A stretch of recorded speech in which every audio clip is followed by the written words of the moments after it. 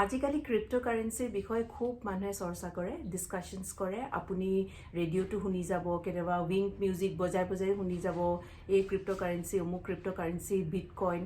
আজি এই ভিডিঅ'টো মই বনাইছো যাত আপুনি গম পাব ক্ৰিপ্টোকাৰেন্সি এটা বেসিক আইডিয়া দিম ক্ৰিপ্টোকাৰেন্সিনো কি আৰু আপুনি কনসিডাৰ কৰিবনে এজ এন ইনভেষ্টমেন্ট ক্ৰিপ্টোকাৰেন্সি, আৰু যদি কৰিব বিচাৰে আপুনি কি বেসিক কিছুমান পইণ্টছ চাব।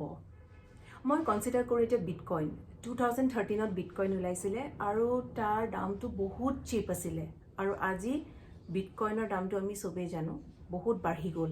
তেনেকৈ ইথেৰিয়াম কইন যেতিয়া ওলাইছিলে তাৰ দামটো অনলি $1 আছিলে। যেতিয়া ইথেৰিয়াম ওলাইছিলে one Ethereum coin was only $1 আৰু আজি $3,300। সো মানুহে সেইকাৰণে কথা পাতে বা আমি ভাবো আমিও অকমান ইনভেষ্ট কৰো কাৰণ তাত খুব ভাল ৰিটাৰ্ণ পায়। কিন্তু মই এটা কথা ক'ব বিচাৰিছো ইয়াত যে যোনটো আমি ক্ৰিপ্টো ট্ৰেডিং কৰো তাত কি হয় ৰিস্ক বহুত বেছি। এনেকে কয় হাই ৰিস্ক এণ্ড হাই প্ৰফিট পায়, মানে হাই ৰিস্ক হাই প্ৰফিট। যেনেকে কোনোবাই যদি 1000 টকা লগায় আৰু হয়তো উইদিন 6 মান্থ 10 টাইমছ বেছিও হৈ যাব পাৰে।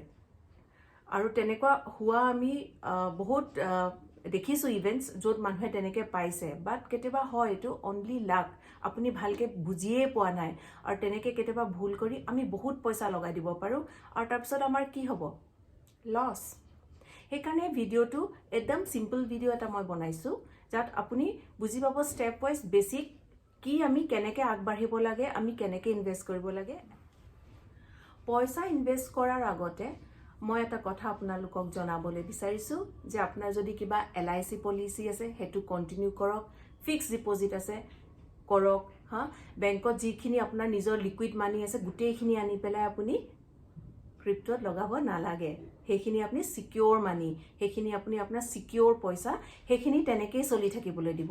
তাৰ পিছত আপোনাৰ যি পইচা থাকি যায় তাৰে আপুনি লাহে লাহে লাহে ক্ৰিপ্টো কইন বুজি পেলাই কেনেকে ইনভেষ্ট কৰিব লাগে, কেনেকে প্ৰফিট বুক কৰিব লাগে, লাহে লাহে আপুনি ষ্টাৰ্ট বা ইনিশিয়েট কৰিব লাগে। এতিয়া আমি আহিছো কইনছলৈ।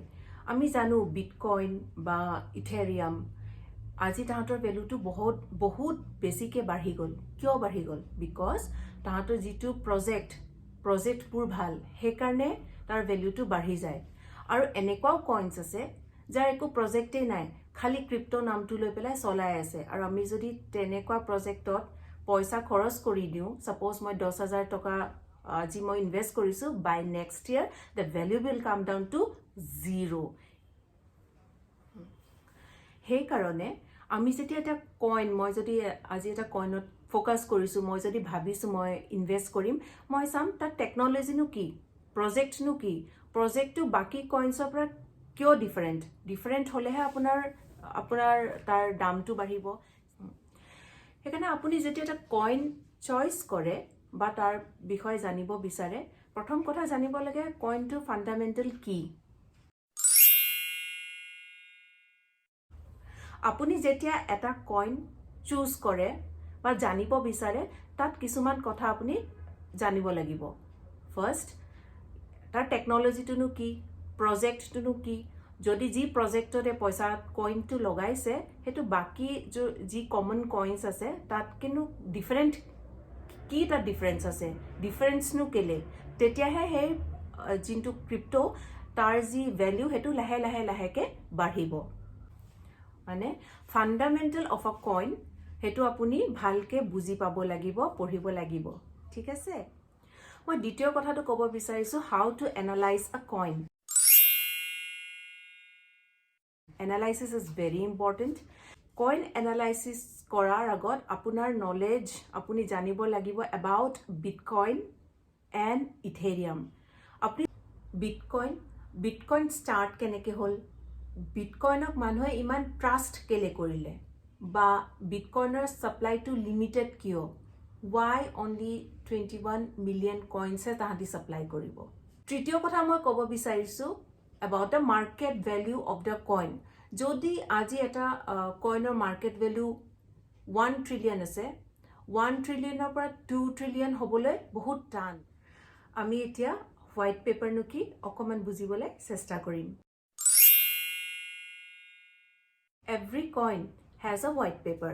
White paper to apni jetia porhe apni gom pabo who is the originator, founder no kun, coin to mineable ne non mineable, kiman amount of coin release hobo aru proof of work no ki teneke apni pura details apni gom pai jabo pura pdf khuli jabo ei coin tur trading platform to no ki aru কিমান amount of coin তাহাঁতি release কৰিব আগলাৰ coin release হ'ব নে নহ'ব তেনেকুৱা আপুনি কিছুমান basic বাট very important কথা আপুনি গম পাই যাব এতিয়া আমি অকমান ইনফ্লেশন কি হেতু বুজিবলৈ চেষ্টা কৰো ক্ৰিপ্টোকাৰেন্সি এটা লিমিটেড এমাউন্টত ওলাই হেকাৰণে কি হয় যেতিয়া তাৰ ভ্যালুটো বাঢ়ে এটা ডিমান্ড ক্ৰিয়েট হয় ডিমান্ড ক্ৰিয়েট হলে কি হয় তাৰ ভ্যালুটো বাঢ়ি যায় তেতিয়া আমাৰ প্ৰফিটবোৰ বাঢ়ে কিন্তু আমাৰ যিটো ৰেগুলাৰ কাৰেন্সি বা হেতু আমি ফিয়েট কাৰেন্সি বুলিও কওঁ তাত কি হয় যেতিয়া মাৰ্কেটত পইচা কম হৈ যায় তেতিয়া আৰু প্ৰিন্ট হৈ যায় আৰু পইচা আহি যায় মাৰ্কেটত তেনেকৈ আমাৰ অকমান কাৰেন্সিৰ ভ্যালুটো কম হৈ যায়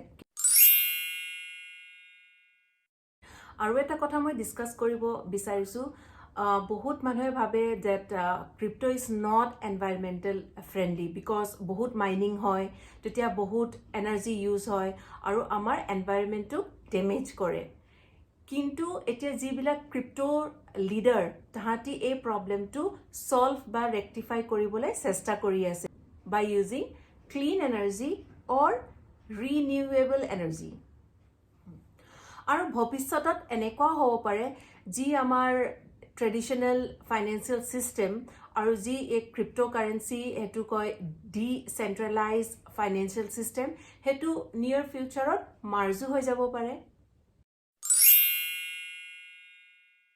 আৰু এটা মই ডিফাৰেন্স আপোনালোকক ক'ব বিচাৰিছো share trading Saturday Sunday বন্ধ থাকে national holiday হলে বন্ধ থাকে এটা limited timeত আপুনি ট্ৰেডিং কৰিব পাৰে but crypto 24/7 চলি থাকে যে মই ইমানত কিনিছো কইনটো মই ইমানত বেচিব বিচাৰিছো আৰু আপুনি যদি বিটটো লগাই থয় হেতু 24/7 যেতিয়া কাৰবাৰ কিনিব মন যাব কিনিব আৰু আপোনাৰ প্ৰফিটটো অটোমেটিক্যালি বুক হৈ যায় ইজি আৰু আমি বেছি টাইম পাও ট্ৰেডিং কৰিব কাৰণে আশা কৰিছো মোৰ ভিডিওটো আপোনালোকৰ কাৰণে হেল্পফুল হ'ব মই কোনো ফাইনান্সিয়াল এডভাইজাৰ নহয় I am not a financial advisor okay মই বাস মোৰ নিজৰ যি পাৰ্সোনাল এক্সপেৰিয়েন্স খিনিহে মই শেয়াৰ কৰিছো মোৰ যদি ভিডিওটো আপোনালোকৰ ভাল লাগিছে তেনেহলে মোৰ চেনেলটো সাবস্ক্ৰাইব কৰিব আৰু মোক লাইক দিব